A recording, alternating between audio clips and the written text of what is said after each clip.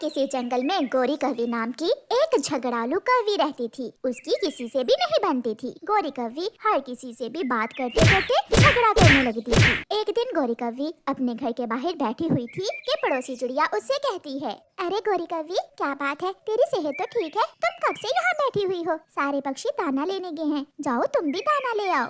छोटी चिड़िया, मैं अपने घर के बाहर बैठी हुई हूँ, तुम्हें इससे क्या मतलब? मैं दाना लाऊं या ना लाऊं? तुम कौन होती हो मुझे ऐसा कहने वाली? अगर तुम्हें मेरी इतनी ही चिंता हो रही है तो जाकर ला दे मुझे दाना। हरियाली तोती गुजरती हुई गोरी की बातें सुनकर वहाँ आ जाती है। चिड़िया, छोड़ो इसे, ये कौवी तो हर किसी से लड़ाई के मूड में ही रहती है। जब देखो इसके चेहरे पर 12 बजे रहते हैं। तो चल मेरे साथ, हम दाना लेने जाती हैं। जंगल में गोरी का पति कालू कौवा चिड़िया और हरियाली तोती को मिलता है। कौवे भैया, तुम्हारी पत्नी गोरी कौवी सुबह से घर के बाहर बैठी समय जाया कर रही थी। मैंने उसे समझाना चाहा तो उल्टा उसने मुझसे ही लड़ाई शुरू कर दी। कल गोरी ने मेरे घोंसले से दाना भी चुरा कर खाया था। कालू भैया, आप उसे समझा देना, मेरा मिट्ठू बहुत गुस्से वाला है। अगर फिर वो हमारे घोंसले की तरफ आई तो बात बढ़ जाएगी। क्या करूं चिड़िया और हरियाली तोती, मैं भी अपनी पत्नी गोरी कौवी की इन हरकतों की वजह से बहुत तंग हूँ, मगर वो है कि समझने का नाम ही नहीं ले रही। शाम को जब कालू कौवा घर जाता है तो दानों की थैली एक तरफ रखते हुए अपनी पत्नी गोरी कौवी से कहता है, गोरी, तुम पड़ोसियों से झगड़ा क्यों करती हो? लगा दी होगी उसे सुंदर चिड़िया ने मेरी शिकायत तुमसे। अपने पीले पंख दिखा दिखा कर जब वो तुमसे बातें करती है तो बुरी लगती है वो मुझे। और हरियाली के घोंसले से दाना क्यों चुराया था? फिर दोबारा वहाँ न जाना, अगर पकड़ी गई तो पूरा मोहल्ला पकड़ कर मारेगा तुझे।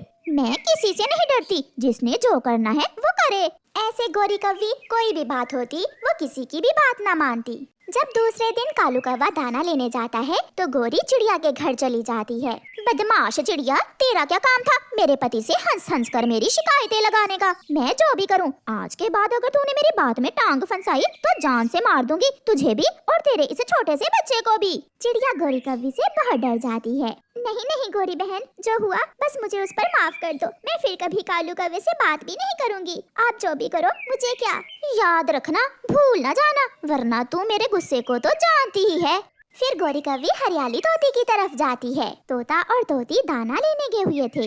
मेरी शिकायत लगाई है हरियाली की बच्ची ने, उसका तो मैं घोंसला ही तोड़ दूंगी। ऐसा सोचकर गोरी कौवी हरियाली तोती का घोंसला तोड़ने लगती है। कबूतर उसे ऐसा करते हुए देख लेता है।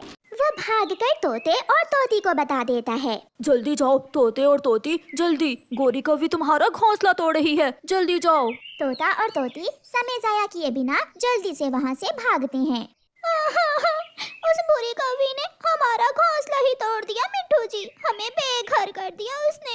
वो बहुत बुरी कौवी है, नहीं छोड़ूंगा, मैं उसे नहीं छोड़ूंगा। गुस्से में तोता डंडा उठाकर कौवों के घर की तरफ जाता है। निकलो बाहर गोरी कौवी, मैं छोड़ूंगा नहीं तुम्हें। आज तेरी इतनी हिम्मत, तूने मेरा घोंसला तोड़ा। अब जाकर बात कर मिट्ठू से। शर्म करो कालू, मम्मा पक्षी थोड़ा मर्दों से बातें करती है। तुम जाओ और जाकर चोंच तोड़ दो उस मिट्ठू के बच्चे की। बुरे काम तुम करो और लड़ाई मैं करूं, मुझसे नहीं होगा अब ये सब। कालू कौवा बाहर जाता है। यार मिट्ठू, मैं पाँव पकड़ता हूँ तुम्हारे, तुम जाओ, मैं उसे समझाऊंगा। अब क्या फायदा उसे समझाने का, उसने मेरा घर तोड़ दिया है, मैं भी उसका घर तोड़ कर ही जाऊंगा।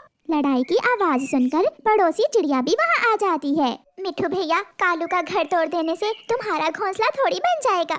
मैं मदद करूंगा तुम्हारी, मैं कल तुम्हें नया घोंसला बनाने के लिए सूखे तिनके और घास ला दूंगा, तुम चिंता ना करो मिट्ठू। मिट्ठू तोता चिड़िया की बात मान लेता है और वहाँ से चला जाता है। कालू कौवा घर चला जाता है। डरपोक कहीं का, डरपोक कालू कौवे, अगर मुझे पहले पता होता तुम इतने कमजोर कौवे हो तो मैं कभी तुमसे शादी ना करती। चुप कर जाओ गोरी। मैं क्यों चुप कर जाऊं? इससे तो अच्छा था मैं बुरे कौवे से शादी कर लेती, मेरी जगह लड़ तो लेता वो। बुरे का नाम सुनकर कालू कौवे को बहुत गुस्सा आ जाता है। निकलो निकलो मेरे घर से, अभी के अभी निकलो। कालू कौवा एक डंडा उठाकर गोरी के पंख पर मारता है। मैं चुप हूँ और तुम होके बढ़ती ही चली जा रही हो। जाओ और अब जाकर बुरे कौवे के घर में ही रहो। कालू, अब पंख ना उठाना, अगर अब उठाया तो मैं भी मारूंगी तुम्हें। तू निकल निकल इस घर से, मैं तुम्हें अब इस घर में नहीं रखूंगा। धक्के दे देकर कालू कौवा गोरी को घर से निकाल देता है। गोरी कौवी गुस्से में दूसरे जंगल चली जाती है, जहाँ उसकी माँ के घर के पड़ोस में एक आवारा बुरा कौवा रहता था। हाँ, बहुत मारा। मुझे कालू कौवे ने बहुत मारा है। उसने मुझे मार मार कर घर से निकाल दिया है। गोरी बेटी, मुझे तेरी आदत का अच्छे से पता है। जो हुआ उसमें दोष तुम्हारा ही होगा। एक दाना देने की खातिर माँ तू ऐसा बोल रही है मुझे? मैं अभी बूढ़े को जाकर बताती हूँ। गोरी कौवी अपने पड़ोसी बूढ़े कौवे के घर जाती है। वो दरवाजे पर दस्तक देती है। अंदर से बूढ़े कौवे की पत्नी निकलती है। कौन कौन है जी आप? मैं बूढ़े से मिलने आई हूँ। मिलने आई हो? क्या मतलब? मेरी शादी से पहले मैं और बूढ़ा मिलकर दूसरे कमजोर पक्षियों की धुलाई किया करते थे। वो दोस्त है मेरा। मगर अब बूढ़ा बदल गया है। ना वो किसी का दोस्त है और ना अब वो किसी से लड़ाई करता है। मैं पत्नी हूँ उसकी। वो विदेश अपने बच्चों का दाना कमाने गया हुआ है।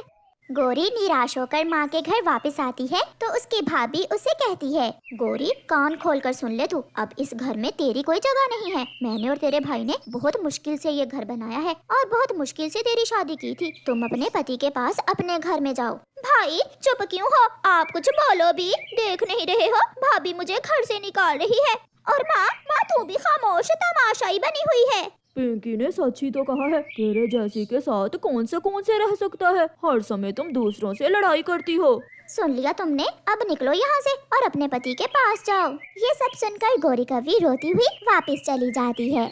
कालू खामोशी से बैठा हुआ अखबार पढ़ रहा था। जब गोरी कौवी घर वापस जाती है, कौवा नजर चुराकर उसे देखता है। पति जी मुझे माफ कर दो। आज मुझे एहसास हो गया है कि मेरे जैसे झगड़ालू पक्षी का कोई भी नहीं बनता। कोई मुझ जैसे से बात करने को तैयार नहीं है। ये घर मेरा है और मुझे इज्जत मिलेगी तो इसी घर से मिलेगी। कालू मुस्कुराते हुए कहता है, देर आई दुरुस्त आई, तुझे अकल तो आई। चल अब खाना बना, दोनों मिलकर खाते हैं और खुशियों भरी जिंदगी की शुरुआत करते हैं।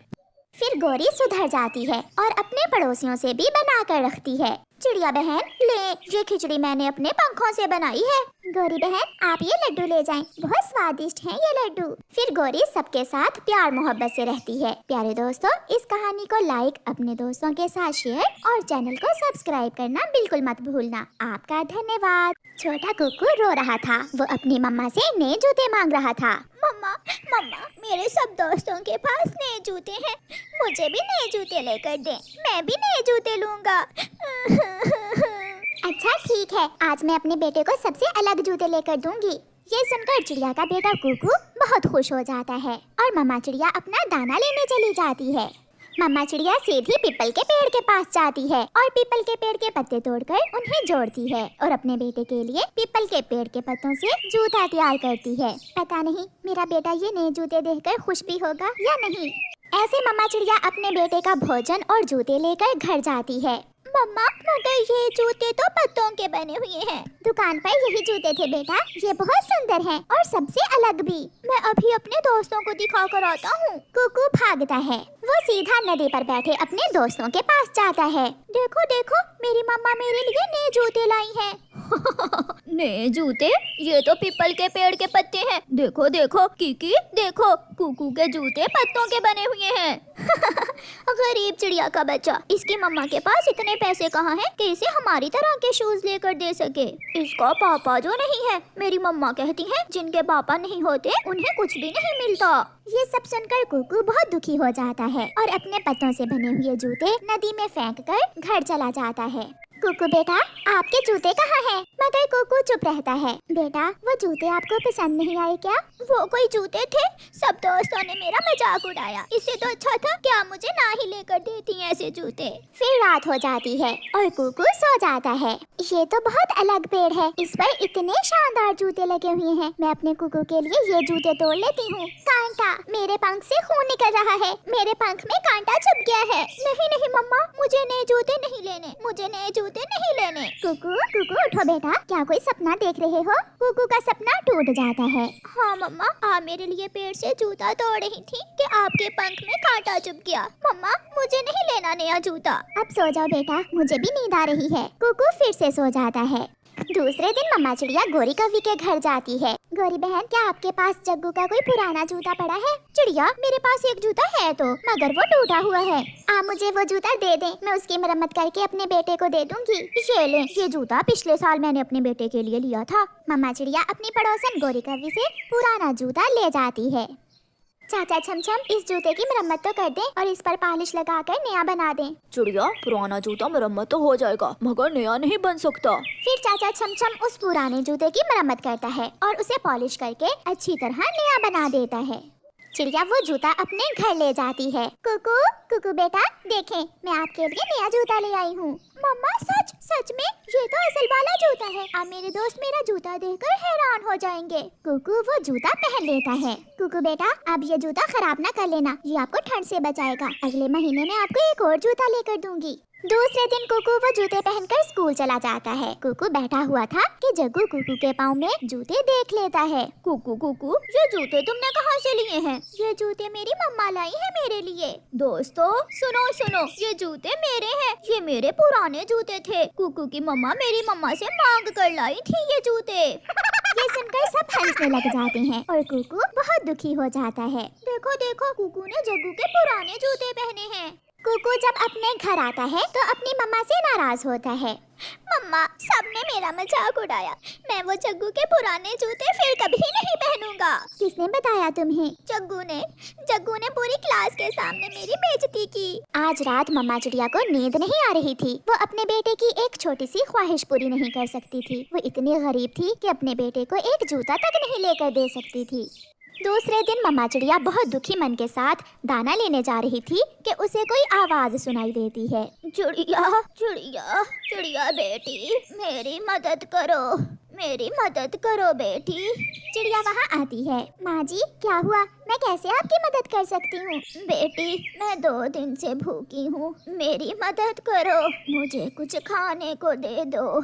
चिड़िया के पास 2 ही दाने थे जो वो अपने बेटे के लिए लेकर जा रही थी। चिड़िया वो 2 दाने उस बूढ़ी फाख्ता को दे देती है। माँ जी, मेरे पास तो यही 2 दाने हैं, ये आप ले लें, मैं अपने बेटे के लिए और दाना ढूंढ लूंगी। जीती रहो बेटी, तुम बहुत अच्छी हो, ऊपर वाला तुम्हारी मदद करेगा।